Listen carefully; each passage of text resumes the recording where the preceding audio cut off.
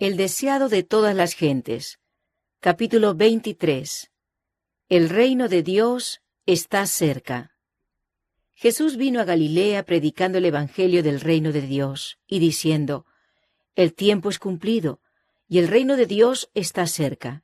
Arrepentíos y creed al evangelio. La venida del Mesías había sido anunciada primeramente en Judea. En el templo de Jerusalén, el nacimiento del precursor había sido predicho a Zacarías mientras oficiaba ante el altar. En las colinas de Belén, los ángeles habían proclamado el nacimiento de Jesús. A Jerusalén habían acudido los magos a buscarle. En el templo, Simeón y Ana habían atestiguado su divinidad. Jerusalén y toda Judea habían escuchado la predicación de Juan el Bautista, y tanto la diputación del Sanedrín como la muchedumbre habían oído su testimonio acerca de Jesús. En Judea, Cristo había reclutado sus primeros discípulos. Allí había transcurrido gran parte de los comienzos de su ministerio.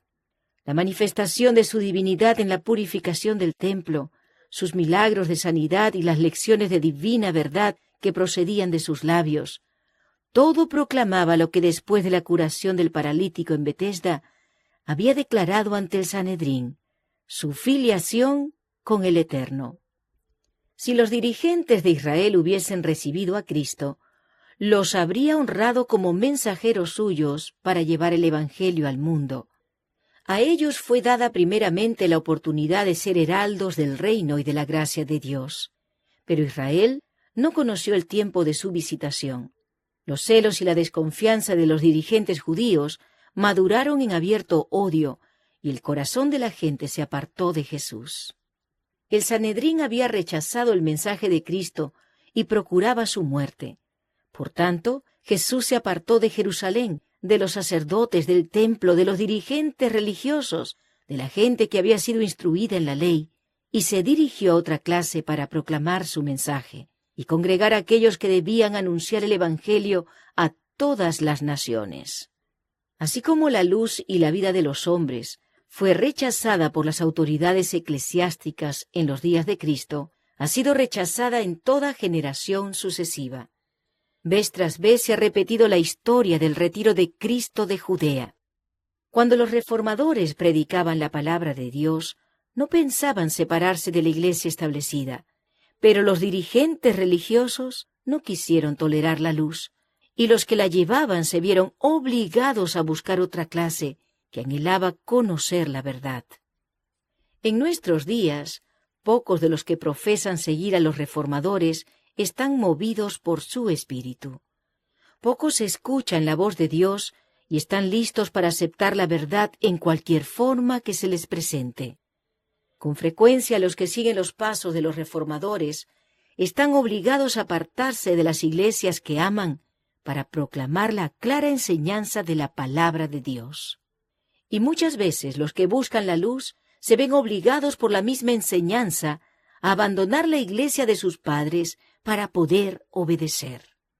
Los rabinos de Jerusalén despreciaban a los habitantes de Galilea por rudos e ignorantes, y sin embargo, estos ofrecían a la obra del Salvador un campo más favorable que los primeros.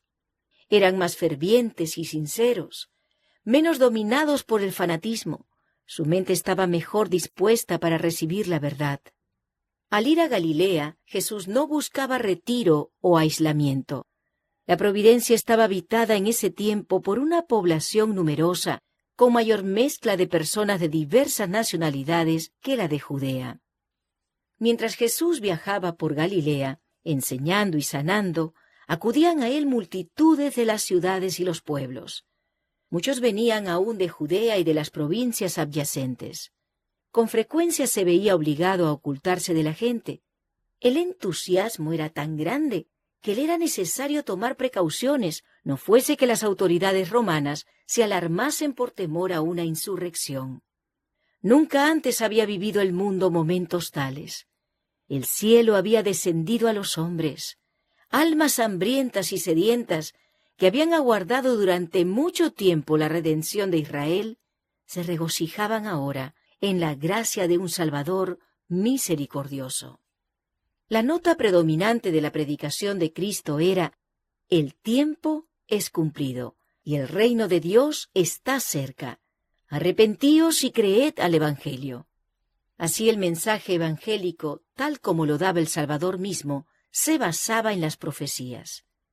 El tiempo que él declaraba cumplido era el período dado a conocer a Daniel por el ángel Gabriel. 70 semanas, dijo el ángel, están determinadas sobre tu pueblo y sobre tu santa ciudad, para acabar la prevaricación y concluir el pecado y expiar la iniquidad, y para traer la justicia de los siglos y sellar la visión y la profecía, y ungir al Santo de los Santos. En la profecía, un día representa un año. Las 70 semanas o 490 días representaban 490 años, y se había dado un punto de partida para este período.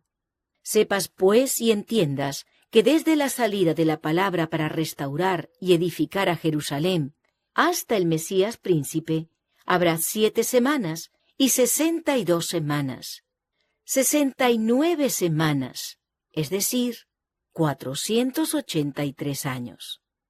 La orden de restaurar y edificar a Jerusalén, completada por el decreto de Artajerjes, Longímano, entró a regir en el otoño del año 457 a.C.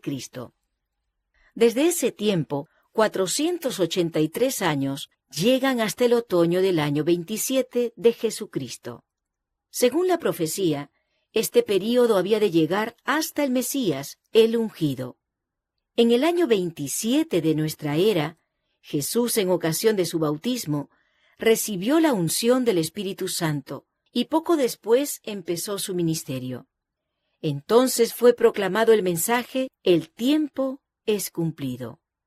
Había declarado el ángel: en otra semana, 7 años, confirmará el pacto a muchos. Por 7 años después que el Salvador empezó su ministerio, el Evangelio había de ser predicado especialmente a los judíos, por Cristo mismo durante 3 años y medio y después por los apóstoles. A la mitad de la semana hará cesar el sacrificio y la ofrenda. En la primavera del año 31 de nuestra era, Cristo, el verdadero sacrificio, fue ofrecido en el Calvario. Entonces el velo del templo se rasgó en 2, demostrando que el significado y el carácter sagrado del ritual de los sacrificios habían terminado. Había llegado el tiempo en que debían cesar los sacrificios y las oblaciones terrenales. La semana, 7 años, terminó en el año 34 de nuestra era. Entonces, por el apedreamiento de Esteban, los judíos sellaron finalmente su rechazamiento del Evangelio. Los discípulos, dispersados por la persecución, iban por todas partes anunciando la palabra. Poco después se convirtió Saulo el perseguidor y llegó a ser Pablo, el apóstol de los gentiles. El tiempo de la venida de Cristo, su ungimiento por el Espíritu Santo, su muerte y la proclamación del Evangelio a los gentiles habían sido indicados en forma definida. Era privilegio del pueblo judío comprender estas profecías y reconocer su cumplimiento en la misión de Jesús. Cristo instó a sus discípulos a reconocer la importancia del estudio de la profecía. Refiriéndose a la que fue dada a Daniel con respecto a su tiempo, dijo: el que lee, entienda. Después de su resurrección, explicó a los discípulos en todos los profetas lo que de él decían. El Salvador había hablado por medio de todos los profetas. El Espíritu de Cristo que estaba en ellos prenunciaba las aflicciones que habían de venir a Cristo y las glorias después de ellas. Fue Gabriel, el ángel que sigue en jerarquía al Hijo de Dios, quien trajo el mensaje divino a Daniel.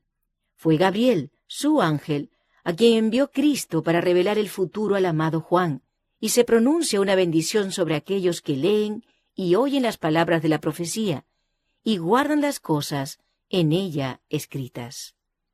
No hará nada el Señor Jehová sin que revele su secreto a sus siervos los profetas.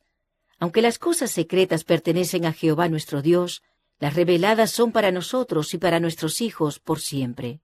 Dios nos ha dado estas cosas y su bendición acompañará al estudio reverente, con oración, de las Escrituras proféticas.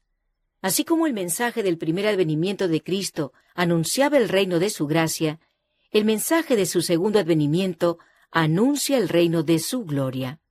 El segundo mensaje, como el primero, está basado en las profecías. Las palabras del ángel a Daniel acerca de los últimos días serán comprendidas en el tiempo del fin. En ese tiempo, muchos correrán de aquí para allá y la ciencia será aumentada. Los impíos obrarán impíamente, y ninguno de los impíos entenderá, pero entenderán los entendidos. El Salvador mismo anunció señales de su venida y dijo: «Cuando viereis hacerse estas cosas, entended que está cerca el reino de Dios. Y mirad por vosotros, que vuestros corazones no sean cargados de glotonería y embriaguez y de los cuidados de esta vida, y venga de repente sobre vosotros aquel día. Velad, pues, orando en todo tiempo, que seáis tenidos por dignos de evitar todas estas cosas que han de venir, y de estar en pie delante del Hijo del Hombre». Hemos llegado al período predicho en estos pasajes. El tiempo del fin ha llegado. Las visiones de los profetas están deselladas, y sus solemnes amonestaciones nos indican que la venida de nuestro Señor en gloria está cerca. Los judíos interpretaron erróneamente y aplicaron mal la palabra de Dios y no reconocieron el tiempo de su visitación. Esos años del ministerio de Cristo y sus apóstoles, los preciosos últimos años de gracia concedidos al pueblo escogido, los dedicaron a tramar la destrucción de los mensajeros del Señor. Las ambiciones terrenales los absorbieron y el ofrecimiento del reino espiritual les fue hecho en vano. Así también hoy, el reino de este mundo absorbe los pensamientos de los hombres y no toman nota de las profecías que se cumplen rápidamente y de los indicios de que el reino de Dios llega presto.